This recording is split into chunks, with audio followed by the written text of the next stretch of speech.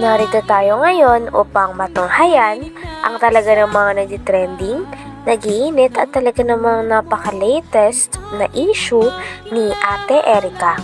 Sa pagpapatuloy nga ng ating istorya ay nung pumunta si Kalingap Val Santos Matubang sa bahay dati nila Ate Erica, ay nakausap niya nga ang tita nito, ang lolo nito at ang lola niya.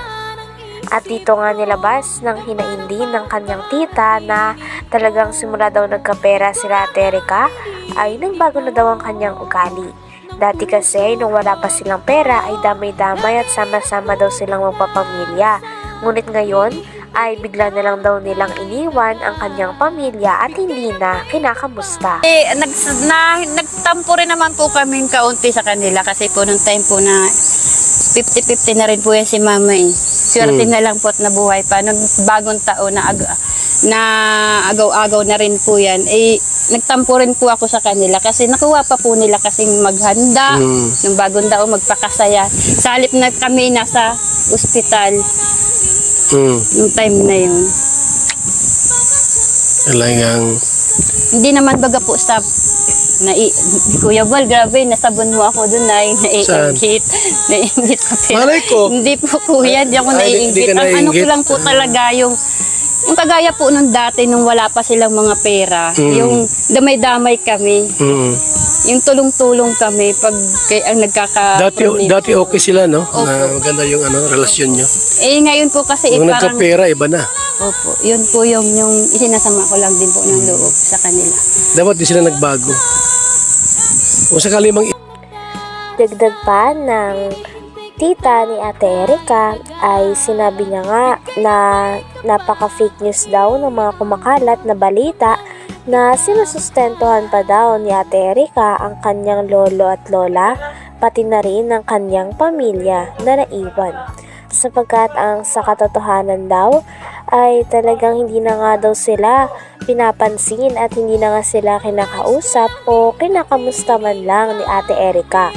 Hindi rin totoo na buwan-buwan ay nakakakuha daw sila ng sustento galing kay Ate Erica. Kaya naman gusto rin daw nilang linawin sa mga tao ang bagay na ito sapagkat parang ginagamit na nga lang daw nila Ate Erica at ng kanyang ate na si Sheila May ang kanilang lolo at lola para magkaroon pa ng pera. Bas na mga ilaber na kami daw po ay natatakot na iniwan kami nila Erica dahil nawalan daw po kami ng sustento. Pinapaliwanag ko po sa inyo ilaber, hindi singkunduling, hindi yan si Erica sa aming nagpalamon. Wala kaming natatanggap yan na sustento, sinasabi ninyo. sa akin lang, halimbawa talagang desididong umalis sa Kalinga, sana isinama kayo sa pag-alis para matulungan kayo. Hindi ko na sabi nga daw, bon-bon binibigyan. Yan nga po yung masakit. Pula pala. Yan po yung gusto nilang palabasin na umano po yung lolo na naman nila. Gagawin na naman po nilang patanginan yung lolo nila para sumikat na naman sila. Para maniwala. Para maniwala na naman po ang tao. Nung umpisa po, nagamit yung lolo. Kaya sabi po namin, tama na papa, hayaan na natin sila. Manuloko pala yun, yung ginawa ang nila. gusto ko po talaga, siyempre po nakakahiya, lalabas ka ng bahay, parang hindi ka na proud sa sarili mo, iisip mo na po sa mga tao nakakakita sa iyo, gayang ka. Ano mismo mo kay Erica? Ayan, naka-vlog tayo.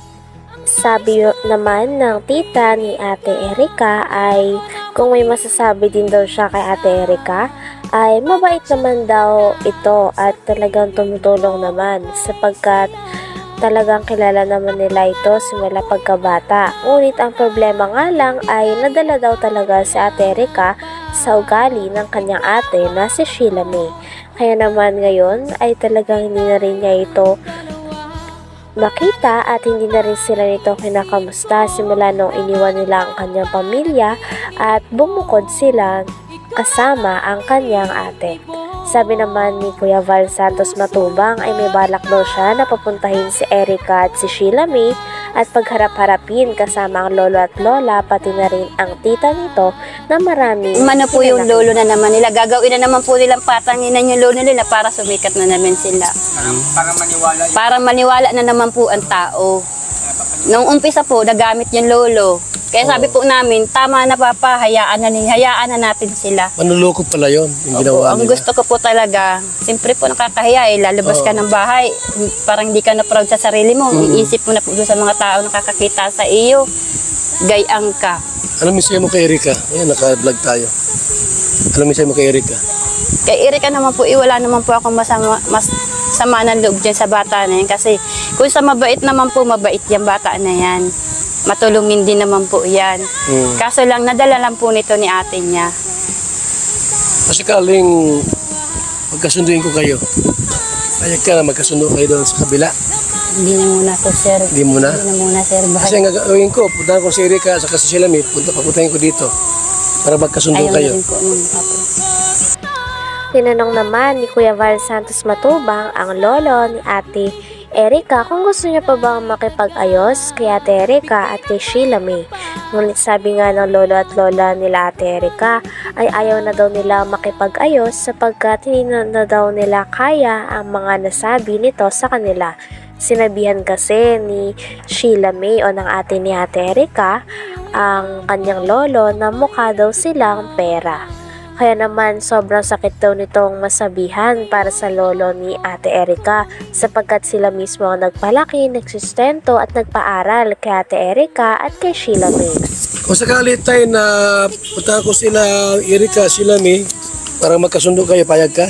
Ay, hindi na po. Umitawan ko na po sila. Yung ginawa sa akin ng ganyan ay arang nila, pastangan nila ko ay. Ganun ba? Mali masugat mo tayo Hintay lang ang panahon. Pag nagbago sila, pero wala na sa akin. Bakit ay parang masamang lubos sa papo mo? Ikaw nang magsabihan ng mukhang kwarta, ganyan. Aba, anong kwarta ang bigyan sa akin? At sasabihin nila, Siya may sabi mukhang kwarta ka. si Silam, Mukhang kwarta ka daw? itong tanda kong ito, sabihin ako lang ganyan. Walang kaugali. Grabe naman. Hindi dapat bilang isang apo, huwag magsalita ng ganon. Sa lulo na sabihang mukhang pera. Saan sila nang galing? Sa amin, nagpalaki. Kami nagparal, kami nagpalaki kanila. Sabi nga ng lolo ni Ate Erika ay hindi na daw talaga nila hinahangad na magkaayos sila ng kanyang mga apo. Maski nga daw ng mama nito sapagkat imbis daw na ituwid ng mama nila Ate Erika ang mga pagkakamali na ginagawa nila sa lolo at lola nila na nagpalaki sa kanila ay hindi daw ganito ang nangyari sapagkat kumampi pa daw ang mama ni Ate Erika at ni Sheila May sa kanilang dalawa kahit na marami silang nagawang masama sa kanyang lolo at lola at mga nasabi na talaga namang dumurog sa puso ng kanilang lolo. Sabi nga ng lolo ni Ate Erika ay parang wala na daw talagang pag-asa dahil ayaw niya na rin makita ang dalawa dahil feeling niya daw ay talagang nalapastangan siya sa mga sinabi sa kanya ng mga apo na kanyang pinalaki. Ayaw ko na. Mas hindi kayo magkasurundo. Hindi ko na hinagad na magkaalis pa kami. Maski yung ina niya. Yung ina wala din namang sana. Anak mo yung ina. Po. Pero bakit ayaw mong anak mo? Ay, hindi nga po marunong magpangaral sa anak. Dapat isang magulang, pangaralan niya anak niya para matuwid. Matuwid yung anak niya. Ay wala. Kampi pa. Kampi pa dun sa anak ko. Pinagsisiraan pa nga yung nanay niya. Yan daw ay talagang naghahambog lang. Magasakit. Bakit ganun sila? Ay awan ko dun. Hindi ko alam. Ha? Ilabe. Ay, lovers, gumagawa ng kasinungalingan yung iba. Ginagawang Yung pinto. Ima Torres po ang laging araw-araw ni Sheila may kausap. Ima Ima Torres. Torres. Ima Torres. Lagi yung kausap nila. Yung namumuno po sa Ilabe. Parehas po sila ng Sheila. Tamang panggawa ng kwento. Puro paninira. Pagkalikali.